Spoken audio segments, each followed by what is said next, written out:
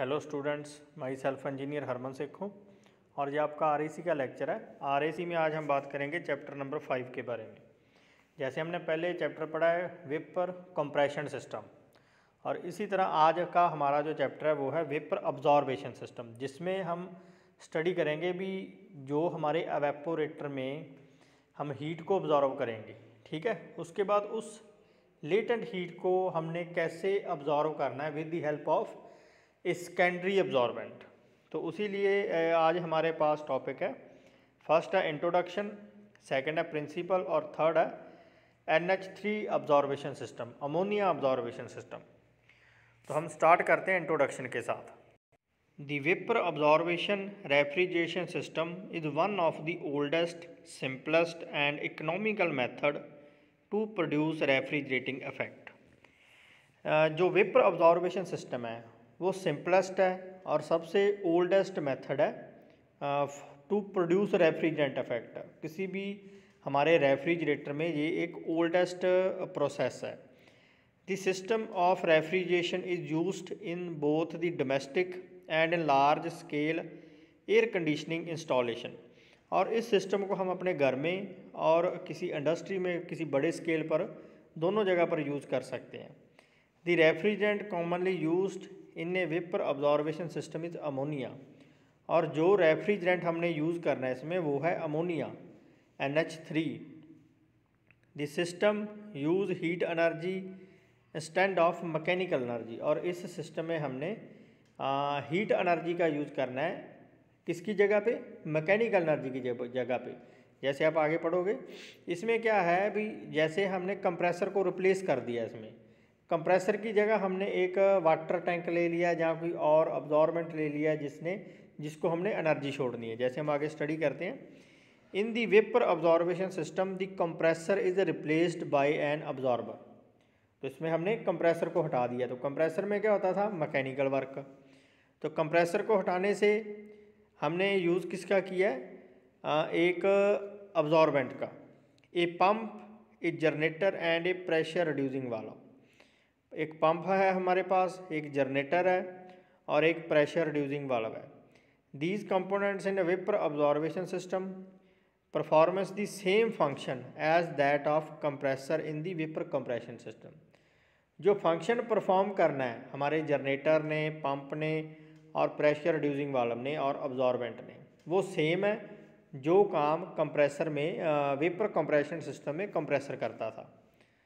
तो in this system the vapor refrigerant from the evaporator is drawn into an absorber where it is absorbed by the weak solution of the refrigerant to form a strong solution। इसमें क्या होता है, जैसे जो हमारा main काम है वो कहाँ पर होता है? एवेपोरेटर में। एवेपोरेटर ने लेटेंट हीट अब्जॉर्व करनी है हमारे फूड प्रोडक्ट की। तो जो एवेपोरेटर में फ्लूइड है हमारा, रेफ्रिजरेंट है, वो खुद एवेपोरेट हो गया, मतलब वो स्टीम में कन्वर्ट हो गया। और उसके बाद क्या है, वो जो हमारे गैसेस फॉर्म में आ गया वो जो हमारा रेफ्रिजरेंट है। और उसके बाद हम उसको कंप्रेसर में लेकर जाते थे, लेकिन यहाँ पर हमारे पास एक अलग से रेफ्रिजरेंट है जिसको हम वीक सोल्यूशन बोलेंगे। और जब वो वीक सोल्यूशन में जाएगा और जो अपनी हीट है वो उस सोल्यूशन को वो दे देगा। तो this strong solution is pumped to the generator where it is heated by some external source to rise its temperature and pressure।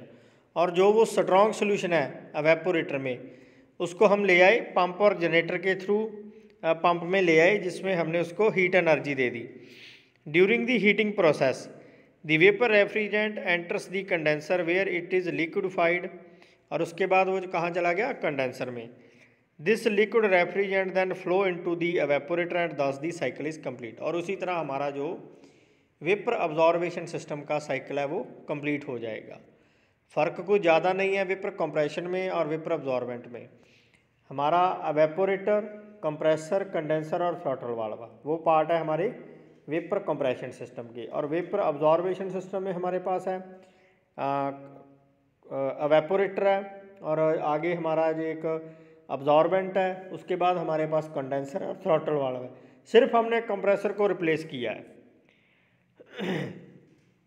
तो इसका प्रिंसिपल है हमारे पास All the absorption system of refrigeration operates on the principle that several combination of chemicals have the property that one absorb the other on cooling but release the same on heating for maintaining a pressure difference in the system necessary to evaporate and condensate the refrigerant। जो हमारा विप्र अब्जॉर्बेशन system है उसमें हमने chemicals का combination use करना है। जैसे हमारे दूसरे रेफ्रिजरेशन सिस्टम थे, वेपर कंप्रेशन था, उसमें हम एक रेफ्रिजरेंट यूज़ करते थे जिसको हम प्राइमरी रेफ्रिजरेंट बोलते थे और वही साइकिल में फ़्लो करता था और हमारा काम होता रहता था। लेकिन इसमें क्या है, हमने दो रेफ्रिजरेंट का यूज़ करना है, मतलब कि ये दो केमिकल का कॉम्बिनेशन है। जैसे यहाँ पर एग्जांपल दी गई है, नीचे देखो, ammonia as a refrigerant and water as a absorbent. तो दो आगे हमारे पास, एक से काम नहीं चलेगा। तो दो हम क्यों यूज़ करते हैं? क्योंकि एक अब्जॉर्बेंट है जो लेटेंट हीट को अब्जॉर्ब करता है फूड प्रोडक्ट से, और दूसरा क्या है, अपनी हीट को छोड़ता है ताकि वो दोबारा फिर से साइकिल में यूज़ हो सके और उसका प्रेशर जो डिफरेंस है, प्रेशर डिफरेंस मेंटेन रह सके साइकिल में। There are several different combinations used in different absorption refrigeration system. तो हमारे पास नंबर ऑफ कॉम्बिनेशंस है इसी तरह के। The system which use solid absorbent are known as intermittent absorption system. उसे बोलते हैं इंटरमिटेंट, जिसमें हमने सॉलिड रेफ्रिजरेंट यूज़ किया है। और while the system using liquid absorbent are continuous cycle absorption system. Some of combination used in absorption refrigeration systems are given below. जैसे मैंने आपको बोला, फर्स्ट है हमारे पास ammonia as a refrigerant. Ammonia को हमने मेन साइकिल में यूज़ करना है जो लेटेंट हीट अब्जॉर्ब करेगा फूड प्रोडक्ट की। And water as a absorbent, आगे डायग्राम में आपको पता चलेगा कैसे हम सेकेंडरी अब्जॉर्बेंट यूज़ करते हैं किसी रेफ्रिजरेंट की हीट को अब्जॉर्ब करने के लिए। तो उसके साथ हमने कॉम्बिनेशन बनाया वाटर का। दूसरा है हमारे पास water as a refrigerant and lithium bromide as absorbent. अगर वाटर हमारा रेफ्रिजरेंट है तो लिथियम ब्रोमाइड हमारा अब्जॉर्बेंट है। Sulphur dioxide as a refrigerant and silica gel as absorbent. और फोर्थ है हमारे पास methylene chloride as refrigerant and dimethyl ethane as absorbent. Of all the above mention absorption system there are two principal types. हमारे पास दो principal types है। One utilise A solid absorbent material while the other use as liquid absorbent. जैसे मैंने आपको बताया, हमारे पास दो तरह के अब्जॉर्बेंट हो सकते हैं, एक लिक्विड और दूसरा है solid. The liquid absorbent system is the most popular because of its popularity in its utility. जो लिक्विड अब्जॉर्बेंट है वो ज़्यादा पॉपुलर है क्योंकि उसकी अब्जॉर्बेंट की यूटिलिटी है, ठीक है, पॉपुलर है वो। A study of its cycle is helpful to an understanding of other related absorption systems. In the liquid absorption system, the following main parts are connected in the series with the help of steel pipes. तो हमारे पास जो liquid अब्जॉर्बेशन cycle के नीचे part दिए गए हैं, बाकी next हम करते हैं। जैसे फर्स्ट है जनरेटर है हमारे पास, सेकंड है रेक्टिफायर जिसे हम सेपरेटर भी बोलते हैं। सेपरेटर का मतलब दो लिक्विड्स को सेपरेट करना या उसमें से हीट सेपरेट करना, दो केमिकल्स को सेपरेट करना, तो उसे हम बोलेंगे रेक्टिफायर। तो नेक्स्ट हमारे पास एक कंडेंसर है, वो सेम आ गया, सभी में सेम लगता है कंडेंसर। और एक है एवेपोरेटर है हमारे पास, और उसी तरह हमारे पास अब्जॉर्बर है। जैसे आप ये डायग्राम देख रहे हो, डायग्राम में आप सबसे पहले स्टार्ट करो एवेपोरेटर से, क्योंकि हमारा जो मेन पार्ट है वो है एवेपोरेटर। एवेपोरेटर में से हमारा रेफ्रिजरेंट कहाँ पर गया, नेक्स्ट लगा है अब्जॉर्बर। अब्जॉर्बर में क्या है, कूलिंग वाटर है। हमारा अमोनिया अब्जॉर्बेशन सिस्टम है क्योंकि अमोनिया के साथ हमने यूज़ किया है वाटर का। तो अब्जॉर्बर में हमारे पास क्या है, वाटर है। तो उसी तरह आगे हमारे पास पंप है। पंप क्या करता है, स्ट्रॉन्ग सोल्यूशन को ऊपर लेकर जाता है और वीक सोल्यूशन को नीचे लेकर आता है। और अमोनिया वेपर बाद में जाता है जनरेटर से होकर कंडेंसर में। कंडेंसर से जाएगा वही रेक्टिफायर है, सॉरी रिसीवर है, और रिसीवर से जाएगा एवेपोरेटर में। तो ये इसकी मेन डायग्राम है जिससे आपको थोड़ा अंदाज़ा हो जाएगा भी वेपर ऑब्जॉर्वेशन सिस्टम है जो वो काम कैसे करता है, तो हम इसको स्टडी करते हैं। हमारा आर्टिकल है 5.3 NH3 absorption system. When the compressor in a vapor compression system is replaced with a generator absorbed assembly, the result would be simple observation system as shown in figure। हमने क्या किया, उसमें एक simple compressor लगा था, compressor को हमने replace कर दिया हमारे ऑब्जॉर्वेशन सिस्टम के साथ, तो उसमें हमारे पास एक जनरेटर आ गया। जनरेटर में भी काम तो वही करना है। तो नेक्स्ट हम चलते हैं, जैसे डायग्राम समझ आ गई है आपको, तो जैसे डायग्राम से आपको मेन जो पार्ट है, मेन कंपोनेंट है वेपर ऑब्जॉर्वेशन सिस्टम के पता चल गए हैं, तो हम उस डायग्राम को थोड़ा एक्सप्लेन करते हैं। The solubility of ammonia in water at low temperature and pressure is more than it is at high temperature and pressure. हमारी एक केमिकल कॉम्बिनेशन है अमोनिया और वाटर की। हम जानते हैं अभी अमोनिया और वाटर आपस में सॉल्युबल है, लेकिन at low temperature and pressure, अगर उसका टेम्परेचर कम है और प्रेशर भी कम है तो उसकी सॉल्युबिलिटी ज़्यादा है as compare to high temperature and pressure के। इसीलिए हमने वहाँ पर जनरेटर का यूज़ किया। जैसे आप स्टडी करोगे आगे, the low pressure refrigerant vapour of ammonia coming from the evaporator at point 1। हमारा सबसे पहले अवेपोरेटर लगा है, तो अवेपोरेटर से हमारे पास क्या आ रहा है, अमोनिया रेफ्रिजरेंट आ रहा है, और जो अमोनिया रेफ्रिजरेंट है हमारा, उसका जो प्रेशर है वो लो है, लेकिन उसका जो टेम्परेचर ज़्यादा है क्योंकि उसने लेटेंट हीट अब्जॉर्व की हुई है, तो वो वाटर में आ गया, वाटर में सॉल्युबल होगा। अगर वाटर में सॉल्युबल होगा तो ही अपनी हीट वाटर को देगा वो, ठीक है। At point 1 is absorbed in the low temperature hot solution is absorber. किसमें गया, low temperature hot solution. Low temperature hot solution हमारा है वाटर है। Absorption of ammonia lowers the pressure in the absorber causing to drawn more ammonia vapour from the evaporator. अगर हमारा ज़्यादा pressure low होगा ammonia का एवेपोरेटर में, तो वो ज़्यादा काम कर सकेगा हमारे एवेपोरेटर में।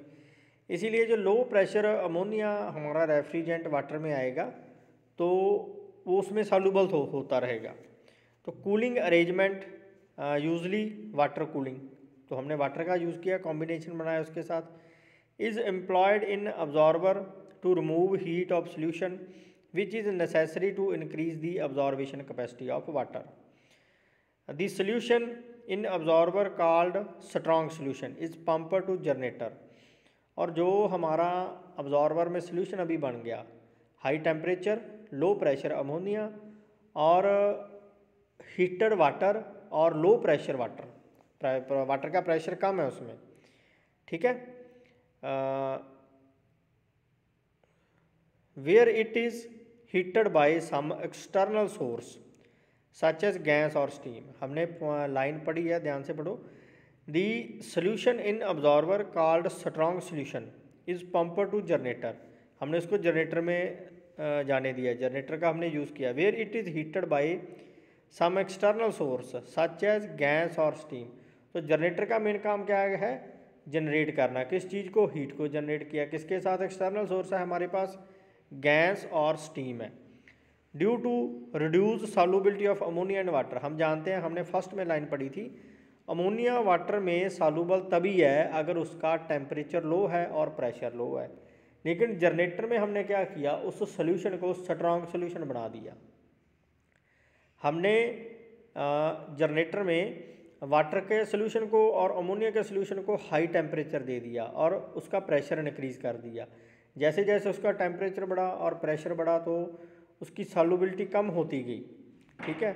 और सॉल्युबिलिटी कम होने से उसको हमने सेपरेट कर लिया।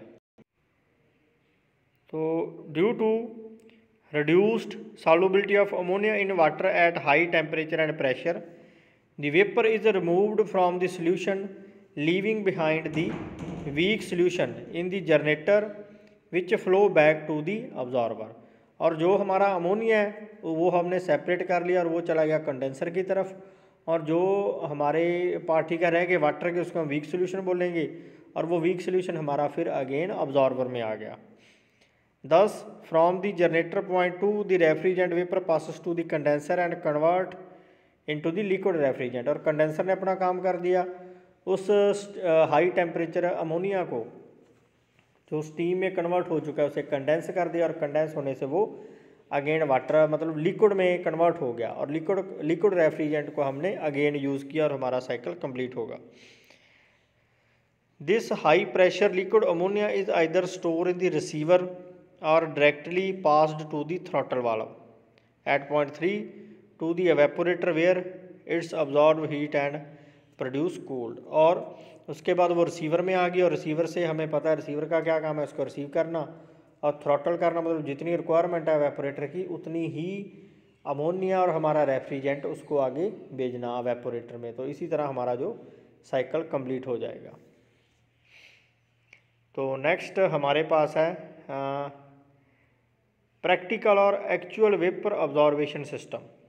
This simple vapour absorption system can provide refrigeration but its operating efficiency is very low.